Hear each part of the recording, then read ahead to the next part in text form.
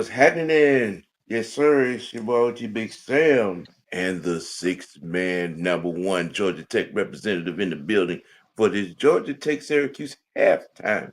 Uh, Tech rolling, doing Tech things. Top 10 ranked at that at number seven. Uh, Six man, jump it off and tell the people what you think about what Haynes King and the crew are doing right now. Well, right now, like I said, right now, um, what you're seeing is like you said, the run game outside of Haynes King is not really showing up on paper. But like I said, you got to give credit to this Georgia Tech defense for doing what they're doing right now. Because this is really a Tech defense game right here.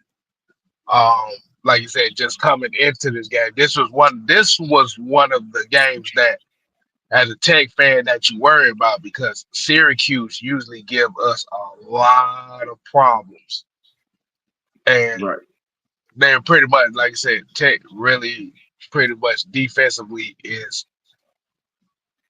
tearing a new one in their ass right now. So, hey, I'm loving it. Right. Uh, just a side note. Uh, Ole Miss is tearing the new one. Speaking of tearing the new one into Oklahoma Sooners territory right now. But, you Don't know, do that. Don't do yeah, that. yeah. but Don't do uh,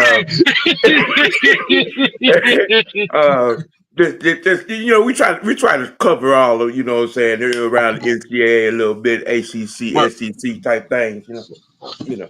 but come But on, man. I know why y'all ain't doing that shit. uh, but You ain't worried about but that.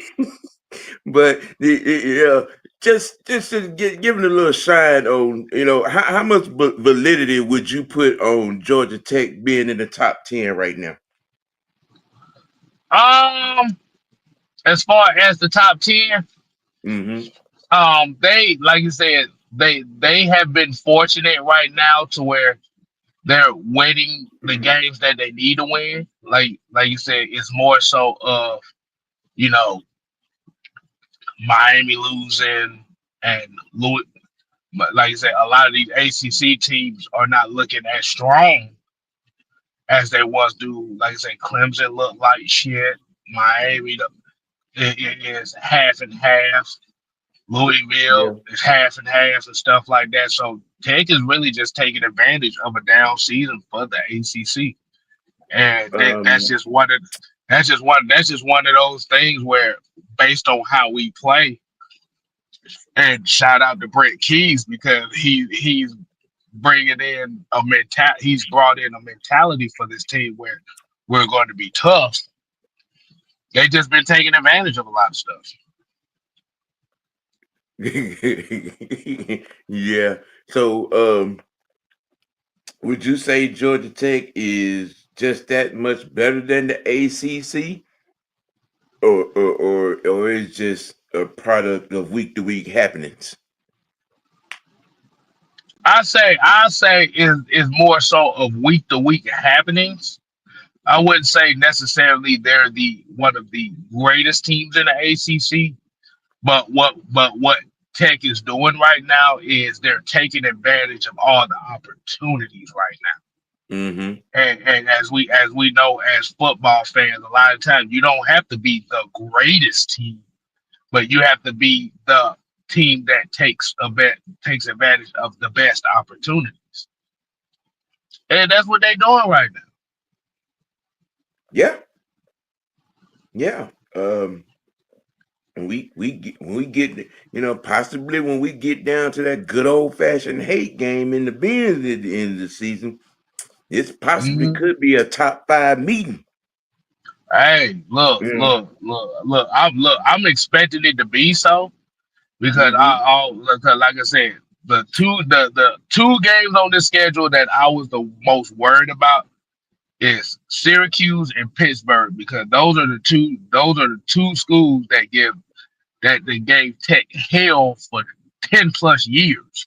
Right. And Boston College stuff, like I said, we not gonna look past them. But like I said, the Syracuse game and the Pittsburgh game is the two games that I worry about. They already beat Virginia Tech. That was another one. So this could, like you said, good old fashioned hate could be a damn show special. This could be a special game right here if Hmm. both teams can go into the beds undefeated. Well, Yeah. well, well, well, well, well, well, both not undefeated, but more so both teams being in the top 10. Yeah, if they handle their business the rest of the way leading up to that game, there's a strong possibility that could be a 2-3, a 3-4 Hmm. meeting. Um, because I'm looking at Ohio State the rest of the way, and they you know what I'm saying, they may walk it down the rest of the way. So Right, and Indiana is looking the same. I kept telling people this Indiana squad looks stronger than what a lot of people believe, and they're winning their what I'm saying, they're winning their games. So I mean, we may have a 3-4 match. Because I right, think 1 and 2 right now may remain the same. You know what I'm saying? Coming down the right. stretch. You know, You know South your boy, Side. you know your boy Richie ain't shit. He talking about how can Tex OC call better plays than Zach Robinson. Well, you don't get the fuck up. I wasn't even gonna acknowledge that. You know what I'm saying? We're gonna have Zach Robinson conversations. You know what I'm saying, on Sunday. You know, Right, throwing all we NCAA right now. You right, exactly. But what'd you say? What'd you say? Southside said. Southside said, I still think Miami, because they have beaten some ranked opponents, is one more than it's a pick 'em between Louisville and Georgia Tech. Yeah, I will say the Hurricanes are right now the quote the cream of the crop of the ACC because we know Clemson and Dabo Sweeney they on the big knee side of the game right now where nobody gives a damn about them and they can't win games. But like you said, Haynes King, Jamal Haynes, Mm-hmm. Malachi Horsley, and like you said, you got some of these guys like on the defense. Like you said, it's been a good year so far. Like you said, this is one of the first times that Tech has been technically bowl eligible 7 games into the damn year. So this is the first time we've seen this in a while. So like you said, Well, me and you both have been saying, you know what I'm saying, especially about that game last year against Georgia. You know, hmm that old lineman that got hurt late, that don't happen. There's probably a different conversation. right. You know, and they've built off of that. You could see Tech progressing like they have. The 2 previous years and then this year as well. So them to be at this point, you know, in top 10 and looking the ranking that they are, you know, hmm and I've been kind of critical of Haynes, with his turnover I issue, mean, I you mean, know. I mean, I mean that's warranted. That's why I always say you got the good Haynes King and you got the bad Haynes King. Hmm. And so far we've seen more good than bad. Right. So I agree. So we on the same page with that. I agree. Hmm. So second half expectations and the way things are going in this game, what do you expect, what I'm saying, this Tech offense to do to improve on the opportunities that the defense are giving them? I I'm be looking for Tech. They're going to more so try to focus on running the football a little bit more. Um, like you said, you have to think about it. This Brett Keys, he comes from that Nick Saban coaching tree too, just the same way as Kirby Smart. So Hmm. if you look at how they're building, how they are constructed with a lead like this. So I kind of expect Haynes King to have a lot more runs. I expect Hosley and I expect Jamal Haynes to pretty much be the focal point of the second half as far as running the football. Right. Defensively, um, because I missed a good part of the second quarter, getting brunch with the little woman. Um, Defensively, what is this defense doing to Syracuse to have them, what I'm saying, at a disadvantage? They pretty much being more physical with them. It's pretty much physical.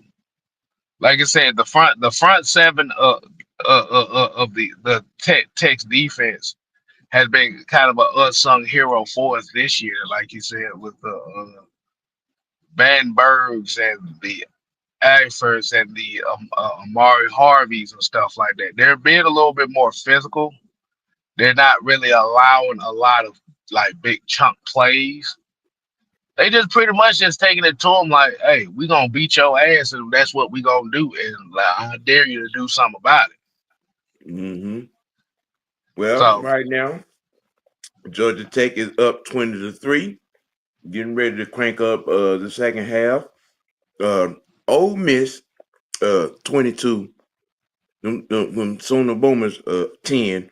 Their second half has already started. They're like 3 minutes in. Uh, you can roll over to ABC and watch the rest of that can of whoop ass being opened up over there. Um, uh, as you you have ain't it, shit, Sam. You ain't a dad. You ain't shit. as you have it, Georgia Tech is doing their thing right now, looking like the number 7 ranked team in the country. Um, so you all get on in, get your popcorn, and watch this icing get put on this cake, and we will get at y'all later on the whatever time Georgia gets down today. Uh, we'll be producing a halftime show on that, and I may even do a post game, college football post game because there's plenty to talk about going on right now in the ACC and SEC. Y'all stay tuned for that. You know what I'm saying? Southside said UGA is on a bye week. They got So they they got a they're bye on the week. bye week. Yeah. So yeah, you may get a Georgia Tech post game. So keep your eyes open for that. You know what I'm saying?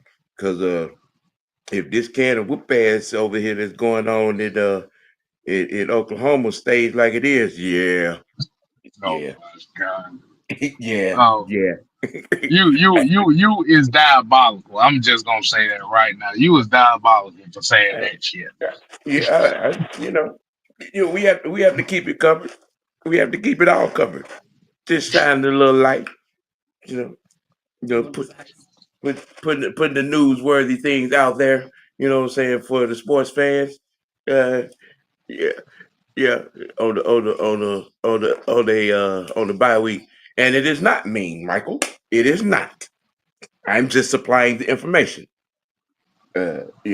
Ole Miss 22, Oklahoma 10.